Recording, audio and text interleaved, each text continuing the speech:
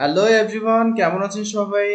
Computer application basic course Microsoft Office Word 2013 class 3 তে আপনাদের স্বাগতম। তো আসুন শুরু করা যাক।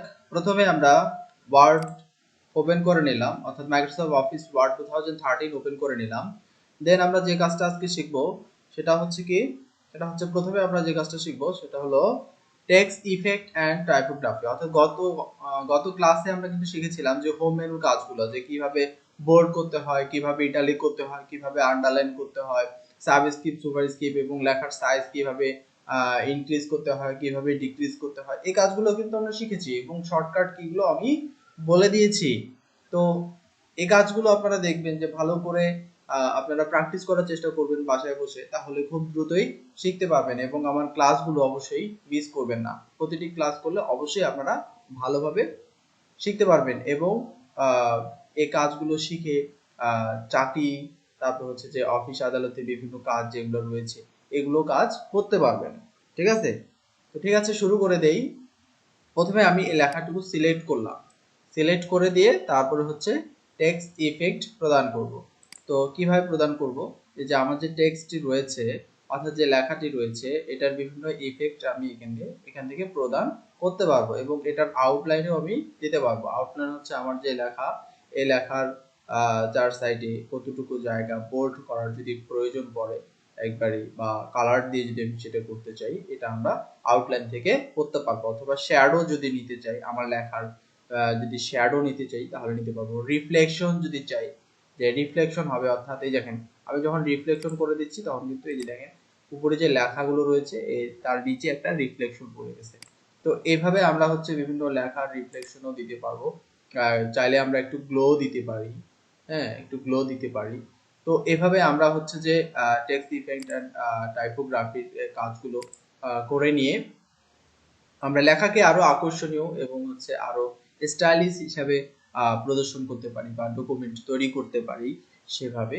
তো এরপরে যেটি রয়েছে সেটা হলো কি, সেটা হলো টেক্সট হাইলাইট কালার, অর্থাৎ একটা টেক্সটে কিভাবে আমরা হাইলাইট করব। তো আমার প্রথম লাইন যদি হাইলাইট করার প্রয়োজন পড়ে তাহলে আমরা এই টেক্সট হাইলাইট কালার এর মোর অপশনে ক্লিক করব। দেন হচ্ছে আমরা যদি ইয়েলো ইয়েলোতে একটা ক্লিক করি তাহলে কি হবে, এটি ইয়েলো হয়ে যাবে, অর্থাৎ এটি হলুদ হয়ে যাবে, অর্থাৎ এটা হাইলাইট কালার সংযুক্ত আমি করে দিলাম। আমরা অনেক সময় দেখি যে বইয়ের মধ্যে যে পড়াটুকু আমাদের মুখস্থ করার প্রয়োজন পড়ে বা একটা সংখ্যা যদি আমাদের মুখস্থ করার প্রয়োজন পড়ে, আমরা কিন্তু ম্যানুয়ালি কি করতাম, হাইলাইট কালার অর্থাৎ হাইলাইটার যে পেন রয়েছে এই পেন দিয়ে আমরা কি করতাম, হাইলাইট করে দিতাম। তো আমরা কম্পিউটারের মাধ্যমে কিভাবে হাইলাইট করব এটা আমরা শিখলাম এখন। অর্থাৎ আমাদেরকে লেখাটিকে সিলেক্ট করতে হবে, দেন কি করতে হবে, আমাদের টেক্সট হাইলাইট কালার যে মোর অপশন, এখান থেকে আমরা বিভিন্ন কালার নিয়ে তারপর এটা কি করতে পারি, হাইলাইট করে দিতে পারি। অবশ্যই হাইলাইট করার সময় একটা কথা মনে রাখতে হবে যে আমার যে লেখা রয়েছে এই লেখা এবং আমার যে হাইলাইট কালার এটা একদাস থাকতে হবে। অর্থাৎ আমার লেখা যদি এখন এখানে লেখাটা আসতে ব্ল্যাক, আমি যদি হাইলাইট কালারও ব্ল্যাক দিয়ে দিই তাহলে তো আমার লেখাটা দেখা যাবে না, তাই না? তাহলে লেখাটি দেখা দেওয়ার জন্য আমাকে কি করে দিতে হবে, আমাদের কালারটা অবশ্যই আলাদা কালার করে দিতে হবে। অর্থাৎ আমি যদি এখানে এখন যদি এখানে আহ, এই কালারটি দিই বা হচ্ছে ইয়েলো কালারটি দিই তাহলে কিন্তু এটা একজাস্ট থাকে, অর্থাৎ এটা ইয়েলো কালার দিলে এটা ইয়েলো কালারটা নিয়ে নেবে, জাস্ট লেখাটাও আমাদের দেখা যাবে। কিন্তু আমি যদি এটা ব্ল্যাক করে দিই, দেখেন তো ব্ল্যাক করে দিলে কি সেটা দেখা যায়, লেখা দেখা যায়? যায় না। তাহলে যদি লেখা দেখাই না যায় তাহলে আমাদের হাইলাইট দিয়ে কোনো লাভ নেই। তাহলে আমাদের কি করতে হবে, এখান থেকে হাইলাইট যে কালার এটার গুরুত্ব রাখতে হবে। তো লেখাটা প্রথমে সিলেক্ট করব, দেন আমরা যদি নো কালার করে দিই তাহলে আমরা কোনো হাইলাইট করিনি এই অবস্থায়। দেন তারপরে হচ্ছে যে পুরাটি সবগুলো লেখা অর্থাৎ কিবোর্ড থেকে কিভাবে সিলেক্ট করে আমি কিন্তু বলেছি যে কিবোর্ডের কন্ট্রোল চেপে ধরে এ প্রেস করলে সবগুলো লেখা সিলেক্ট হবে এবং দেন আমাদের যে কাজটি করতে হবে সেটা হচ্ছে ফন্ট কালার। এখানে মোর অপশনে ক্লিক করে আমাদের বিভিন্ন ফন্ট কালার এখানে দেওয়া আছে, এই ফন্ট কালার গুলো ব্যবহার করে আমরা কি করতে পারবো, আমার যে লেখা এই লেখার ফন্ট কালারটা পরিবর্তন করতে পারবো। এরপর রয়েছে মোর কালার, এখানে আরো কালার রয়েছে, আমরা ইচ্ছে মতো কালার এডিট করে এখান থেকে নিতে পারি। ঠিক আছে, এখান থেকে কালার এডিট করে আমরা নিতে পারি। তো তারপরে যেটা রয়েছে এখানে কালারের পরে দেওয়া আছে গ্রেডিয়েন্ট। গ্রেডিয়েন্ট হলো কালারের মিশ্রণ। এখান থেকে বিভিন্ন কালার আমরা নিয়ে কি করতে পারি, আমাদের ফন্ট যেটা রয়েছে এই ফন্টের বিভিন্ন স্টাইল আমরা এখান থেকে নিতে পারি, বিভিন্ন কালার নিতে পারি। তো যাই হোক, এটা হলো আমাদের কি গেল ফন্ট কালার। দেন আমরা যেটা শিখবো সেটা কি, সেটা হচ্ছে বুলেটস। বুলেটসটা কি, অনেক সময় আমাদের বুলেটস এর প্রয়োজন হয়। লেখাটিকে অবশ্যই আমরা কি করব, আমরা যদি সিলেক্ট করে নেই বা হচ্ছে এখান থেকে আগে বুলেটটা দেখে আসি, এখানে বুলেট, বুলেট থেকে আমরা এখানে কি করব, বুলেট সংযোজন করব। তাহলে লেখাটা আমাকে সিলেক্ট করতে হবে, অর্থাৎ আমি কয়টা লাইনের উপর আমরা বুলেট সংযোজন করতে চাই। যে আমরা যদি হতে পারে যে প্রথম 4টা লাইনের উপর আমরা বুলেট সংযোজন করব, তাহলে আমরা প্রথমে এখানে লেখাটি সিলেক্ট করব বা লেখা যে সেন্টেন্স গুলো সামনে আমরা বুলেট দিতে চাই সেগুলো সিলেক্ট করব। দেন হচ্ছে বুলেটসে ক্লিক করব। এখানে বুলেটে ক্লিক করার পর তারপর হচ্ছে যে টিক মার্ক রয়েছে, এখানে বিভিন্ন যে বুলেট গুলা রয়েছে সেই বুলেট গুলো আমরা ব্যবহার করতে পারবো। অর্থাৎ এখানে আমি যদি টিক মার্ক ব্যবহার করি, আমি যদি এটা ব্যবহার করি, প্রত্যেকটি আমি যদি এক একটা করে ব্যবহার করি, দেখেন আমি এটা টিক মার্ক ব্যবহার করলাম, এটা বুলেট সংযুক্ত হয়ে গেল। আলাদা করে কিন্তু আমাকে আর টিক মার্ক দেওয়ার প্রয়োজন পড়বে না। ঠিক আছে, তো তারপর দেখেন আমি এটা ব্যবহার করতে পারি, এইভাবে আমরা কিন্তু দিব। অবশ্যই লেখাকে কি প্রথমে সিলেক্ট করতে হবে, নন করতে চাইলে নন করে দেব। এবং সবগুলো লেখা যদি আমি চাই যে সবগুলো সেন্টেন্সের সামনে আমার বুলেট স্থাপন করা দরকার, তাহলে আমি কি করব, এখানে বুলেটের মোড অপশনে ক্লিক করব। দেন ক্লিক করার পর যে কাজটি করতে হবে সেটা হচ্ছে এই যে এখানে বুলেট, বুলেটটা আমি সংযোজন করে দিব। রিসেন্টলি যদি আমরা বুলেট সংযোজন করে থাকি তাহলে সেগুলো সামনে দেখাবে, অর্থাৎ রিসেন্টলি ইউজড বুলেটস সেটা সামনে দেখাচ্ছে। দেন এগুলো আমরা ব্যবহার করতে পারবো। এই যে বুলেট আমরা সংযোজন করলাম, তাহলে আমরা সুন্দরভাবে শিখলাম যে কিভাবে বুলেট সংযোজন করা হয়। তারপরে হচ্ছে এটাকে নন করে দিতে পারি, অর্থাৎ বুলেটে গিয়ে আমি নন করে দিলে বুলেটটি উঠে যাবে আর বুলেটটি থাকবে না। আবার সবগুলো লেখার যে লেখাগুলো রয়েছে প্রত্যেকটি সেন্টেন্সের সামনে যদি আমরা নাম্বারিং করে দিতে চাই, অর্থাৎ কোনো লেখার সামনে যদি আমরা নাম্বারিং করতে চাই তাহলে আমরা কিভাবে করব, তাহলে আমাদের যাইতে হবে নাম্বারিং এ। নাম্বারিং এ গিয়ে এখান থেকে আমরা বিভিন্ন নাম্বার সংযুক্ত করতে পারবো, আমাদের ইচ্ছে মতো প্রয়োজন মতো আমরা কি করতে পারবো, নাম্বার সংযোজন করে নিতে পারবো। দেখেন এখানে কিন্তু আমরা নাম্বার সংযুক্ত করে নিচ্ছি, নাম্বার নিয়ে নিলাম। তো নাম্বারটা যদি আমরা না চাই তাহলে কি করব, এখান থেকে আবার নাম্বারিং এ যাব, নন করে দিব, নাম্বার আর থাকবে না। দেন এখান থেকেও আমরা কি করতে পারি, মাল্টি লেভেল যে লিস্ট রয়েছে এখান থেকেও আমরা নাম্বারিং করতে পারি। ঠিক আছে, এখান থেকেও আমরা নাম্বারিং করতে পারবো। যাই হোক, এটা নন করে দেই। তারপরে রয়েছে কি, তারপরে রয়েছে ডিক্রিজ ইন্ডেন্ট আর ইনক্রিজ ইন্ডেন্ট। ইন্ডেন্টটা হলো আমাদের যে প্যারাগ্রাফ, এই প্যারাগ্রাফের পজিশনটা আসলে কি অবস্থানটা থাকবে এটা আমরা করতে পারবো। ডিক্রিজ ইন্ডেন্টে লেখা আছে কি, move your paragraph closer to the margin.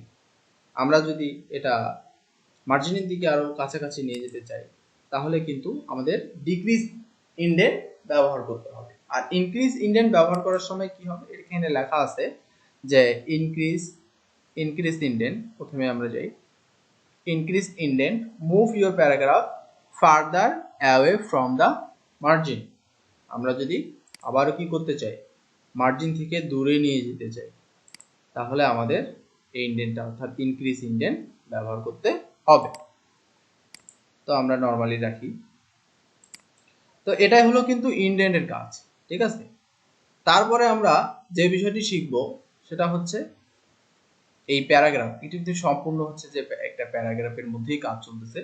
তো এই প্যারাগ্রাফের এটা যদি আমরা ব্যবহার করি, এটার নাম কি, দেখেন এটা হচ্ছে অ্যালাইন, লেফট অ্যালাইন।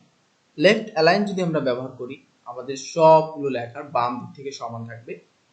হ্যাঁ, দ্বিতীয়ত হচ্ছে আমরা যদি এটাকে সেন্টার করে দিই তাহলে দুই দিকে সমান থাকবে, দুই দিকেই সমান থাকবে। আমাদের লেখার দরকার আছে দুই দিকে সমান বলতে বোঝাচ্ছে যে আমার লেখা যতটুকু থাকবে সে মানে দুই দিকেই একটা সমান পজিশন নিয়ে লেখাগুলো সংযুক্ত হতে হবে। অর্থাৎ আমার যদি প্রথম সেন্টেন্স ছোট হয় তাহলে এটা মিডিল পজিশনে আসবে, যদি দ্বিতীয় সেন্টেন্স বড় হয় তাহলে সেটা সম্পূর্ণ অংশ ধরবে, এইরকম ভাবে।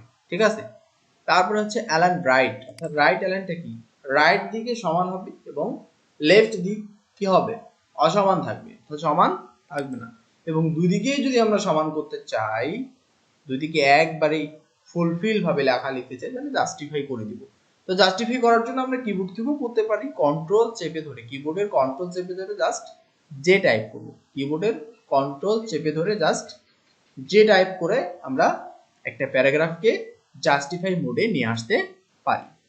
ঠিক আছে, এরপরে যে কাজটা শিখবো সেটা হচ্ছে line and paragraph spacing. Line and paragraph spacing এর মাধ্যমে আমরা কি করতে পারি, আমরা একটা প্যারাগ্রাফের একটা লাইন থেকে আরেকটা লাইনের দূরত্ব কতটুকু হবে সেটা নির্ধারণ করে দিতে পারি। মোর অপশনে ক্লিক করব, দেন 1.0 তে যদি দেই তাহলে এতটুকু ফাঁকা থাকে, 1.15 যদি দেই তাহলে এতটুকু ফাঁকা থাকবে, কিন্তু বাড়তেছে। 1.5 এ যদি দেই তাহলে আরো বাড়লো, 2.0 তে যদি দেই আরো বাড়ছে, 2.5, 3.0 এগুলো আমরা এভাবে নিতে পারি। তো এটাকে বলে লাইন কি স্পেসিং, অর্থাৎ একটা লাইন থেকে আরেকটা লাইনের দূরত্ব কতটুকু হবে আমরা দিতে পারি, লাইন এন্ড প্যারাগ্রাফ স্পেসিং। তো তারপরে আমরা দেখব এরপরে যে কাজ সেটা হচ্ছে শেডিং।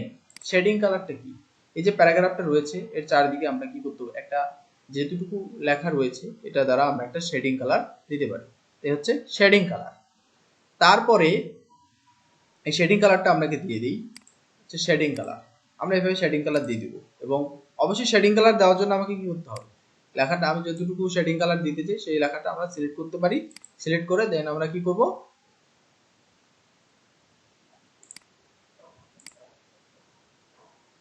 এখান থেকে কালার যদি নো কালার করে দিই তাহলে নো কালার করতে পারি। ঠিক আছে, এই হচ্ছে শেডিং। তো শেডিং এর মেন কাজ হলো আমাকে লেখাটা সিলেক্ট করতে হবে, দেন শেডিং এর মোর অপশনে ক্লিক করতে হবে, তাহলে আমি দেখতে পারবো এখানে লেখা আছে থিম কালারস। শেডিং এর মোর অপশনে ক্লিক করার পর আমরা থিম কালারস দেখতে পারবো, দেন এখান থেকে কালার নিয়ে আমরা শেডিং প্রদান করতে পারবো। তারপরে যে কাজটা রয়েছে সেটা হচ্ছে আমার যে লেখাটুকু রয়েছে, আমার এই লেখাটুকুর মধ্যে যদি কোনো বর্ডার দিতে চাই তাহলে আমরা বর্ডার দিতে পারবো। এই বর্ডারের মোর অপশন এইটা বর্ডার্স, এখানে ক্লিক করব, মোর অপশনে বাটন বর্ডার্স, নিচ দিকে যদি বর্ডার দিতে চাই তাহলে বাটন বর্ডার, টপ বর্ডার উপরের দিকে, লেফট বর্ডার বাম দিকে, রাইট বর্ডার ডান দিকে, নো বর্ডার কোনো বর্ডার নেই, অল বর্ডার্স সব দিকে বর্ডার হয়ে গেল। দেখেন প্রত্যেকটি লাইন এবং যে প্যারাগ্রাফটা রয়েছে এর চারদিকে বর্ডার হয়ে গেল। আউটসাইড বর্ডার, চারদিকে বর্ডার, কিন্তু কোনো লাইন থেকে কোনো লাইনের মধ্যে বর্ডার নেই। তবে ইনসাইড রয়েছে, শুধু প্রত্যেকটা লাইনের নিচে নিচে আন্ডারলাইনের মতো মনে হচ্ছে এটা ইনসাইড বর্ডার, এগুলো আমরা ব্যবহার করতে পারি। তো যাই হোক, এভাবে আমরা কি করব, আমরা বর্ডার দিব। একটা প্যারাগ্রাফের কিভাবে বর্ডার দেয় এইভাবে আমরা বর্ডার দিয়ে নিতে পারবো।